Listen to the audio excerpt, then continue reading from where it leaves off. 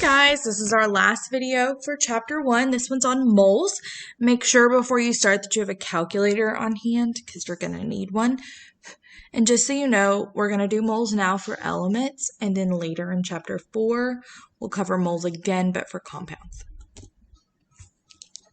So some of you may remember moles from high school, and it may have been recent or a while. But just remember, as mole is anything that has 6.02 times 10 to the 23 pieces. Okay, 6.02 times 10 to the 23.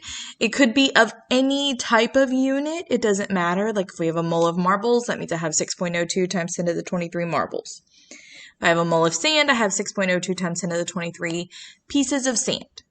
And just remember that a mole is a counting unit, just like dozen is a counting unit. So I don't need you to freak out about it, and you don't need to freak out about it either. Just make sure that you understand it's a counting unit, and we use this number because atoms and molecules are so very small. Okay, you also need to know that that number is Avogadro's number, again, 6.02 times 10 to the 23. Okay, and remember you can put any unit on that, but normally we're going to see atoms or particles. Just so y'all know, also the definition of a mole, that's the value equal to the number of atoms in exactly 12 grams of pure carbon-12. This definition may be asked, but you won't need to use it in true calculations or anything like that. All right, so we will use the conversion factor. I don't care if you use 6.02 or 6.022. Either one is fine. It's going to be rounded anyway because of sig fig purposes. So either one is fine. But just remember, you can flip those conversion factors like we did in chapter 0. It's the same thing here. So here we've got 2.45 moles of copper. Don't forget your units. Copper is Cu on the periodic table. And remember, whatever unit's up top must go at the bottom. Okay. So I've got 1 mole in Avogadro's number, 6.022. I'll use that one since that's what this book uses, times 10 to the 23. When you put this in the calculator, I'm going to do 2.45 times 6.022. And it's best if you use the E button. It's a capital E, so I'm typing in 2.45 times 6.022 capital E 23. This button, if you have a TI calculator, is the second, and then the button above 7, whatever one that one is. It has a capital EE on the button part, just above it. But in your calculator, it just has 1 capital E. Also, make sure you understand that it's a capital E, not a lowercase e. That's something else. Remember our sig fig rules. We keep however many is in the given when we're doing conversions. So I did have to round that. It was 1.475. So just make sure we remember, hey, rounding is important. If you need to round, go ahead and do that. Okay. Next one, we've got atoms this time is what we're starting with. So I do 2.80 times 10 to the 22 atoms, and silver is Ag. It is very important to use the E button when we're dividing, because if you don't, it's going to come out wrong unless you're using your parentheses properly. I would just prefer you don't use parentheses at all.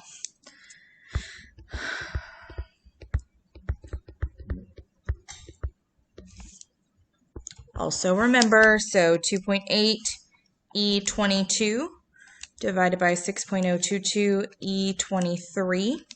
I will be happy if you need it to get on office hours. We can talk about how to use the calculator properly if you need that. But please, please, please reach out if you need to. 465 moles. Okay, and moles is M-O-L-E. We do abbreviate M-O-L. And some students wonder, well, why did we just get rid of one E? That's not a lot, but when we're doing huge problems with this, it is a lot when you're not having to write that extra E. Okay. Also, we can do the same thing with mass. And just so you know, the mass of 1 mole of an atom of an element, so any specific element, is equal to the molar mass. And so you're looking at the atomic mass on the periodic table. And remember, I'm abbreviating periodic table PT. With the conversions we just did, we did not need a periodic table because that mole is always equal to Avogadro's number. However, when we're talking about mass, you will need the periodic table. And I would say we round the mass to hundredths place.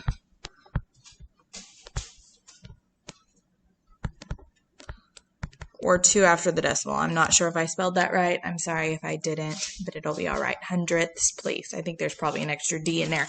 But again, it's okay. So here, just remember that mole's a counting unit. So a dozen marbles and a dozen peas obviously are going to weigh a different amount because marbles and peas don't weigh the same amount. It's the same thing with different elements. While there's the same number of particles, the mass is going to be different, and you're going to pull that mass from the periodic table. Just remember, I posted one on the syllabus page. I also posted one in week 1, and I'll continue to post those each week.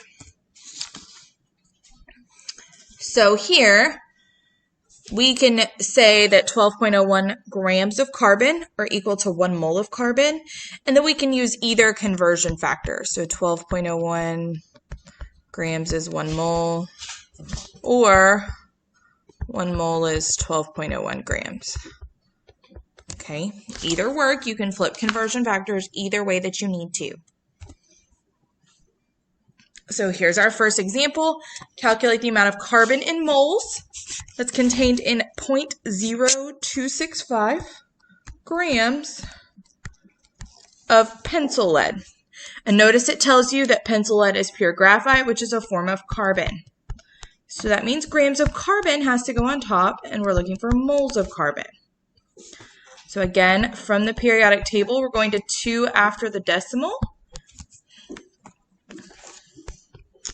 So I've got 0.0265 divided by 12.01, and I get 0.00221 moles of carbon.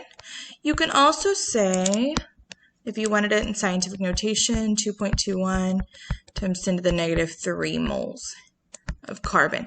Don't forget your element, because later on it's going to be much easier if you're putting the elements throughout.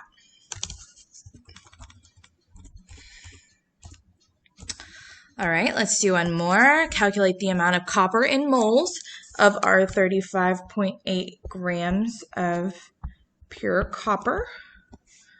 Okay, so we go to the periodic table. Copper is number 29, and I get that its mass is 63.55 grams. Is 1 mole of copper. So I do 35.8 divided by 63.55. And I get 0.563.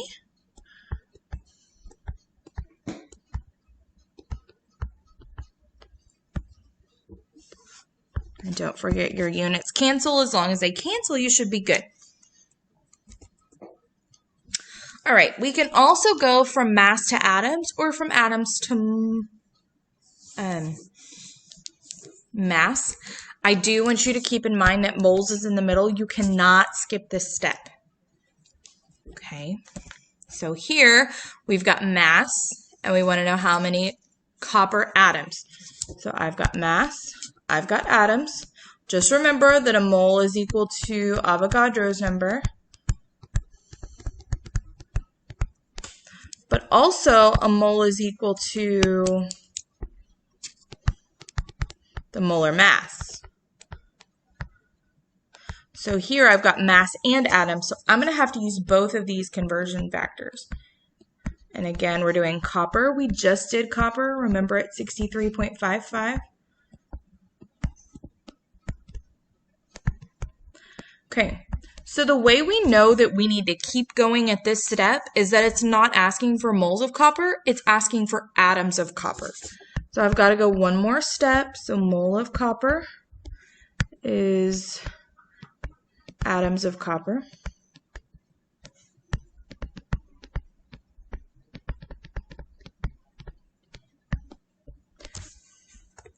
All right, our moles cancel. At the end, we've got atoms. That's what we want. It doesn't matter what order you do your multiplication division in, as long as your 3.10 goes in the calculator first.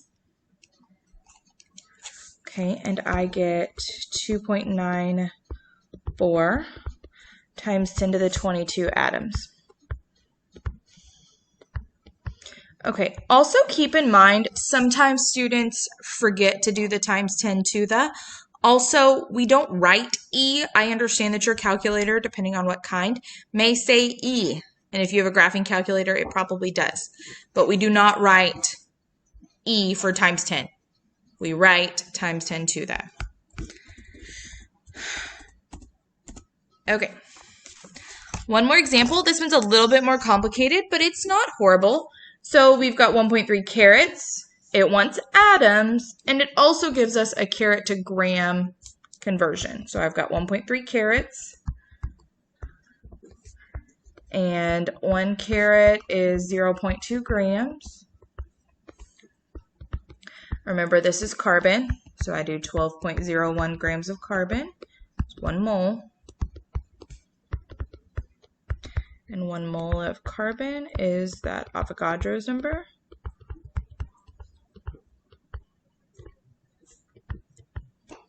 And if you need any help, I have plenty of practice.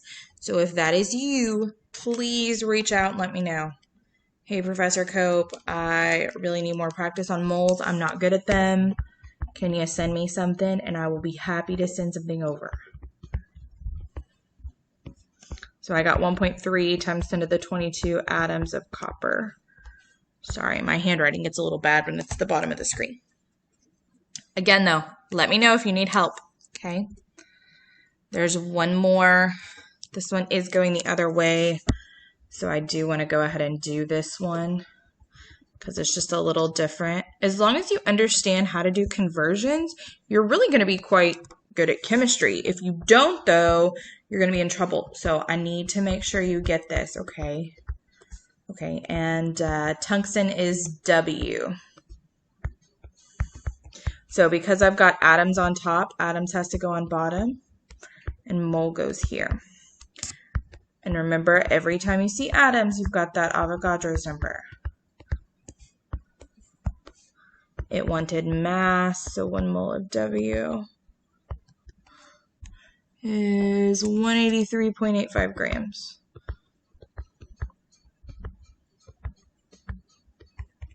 Okay, you are going to have to get familiar with the periodic table.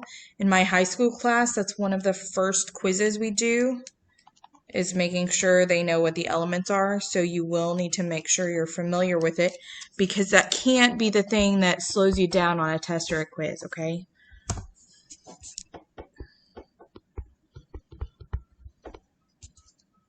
Oh, there's no times 10. That's it. 6.87 grams of tungsten. And that's something too, I wasn't even thinking, did that make sense? But when we're talking about mass, it's going to be like a normal number. When we're talking about atoms, it needs to have a times 10 to the. If it doesn't, something's wrong, because atoms are so small, they need that times 10 to the, because you're using so many of them in such a small space. Okay, this is just the conceptual plan going back the other way. Again, remember, moles are in the middle. We just did this divide by Avogadro's number first here. So it's the same process. It's just flipping the conversion factors, but it's using the same pieces. Okay. This one is a little more difficult. I got rid of the question that did a sphere on the homework. I know it was there and I got rid of it because I remember this 4/3 pi r cubed. Okay, so you're only going to be doing straight conversions like I just did. You won't have to then do conversions with volume or, area, anything like that. Okay, so we're just going to skip that. If you want to look at it, you do have access to the PowerPoint. Okay, and as always, let me know if y'all need help. Next chapter is chapter 2. Y'all have a good day.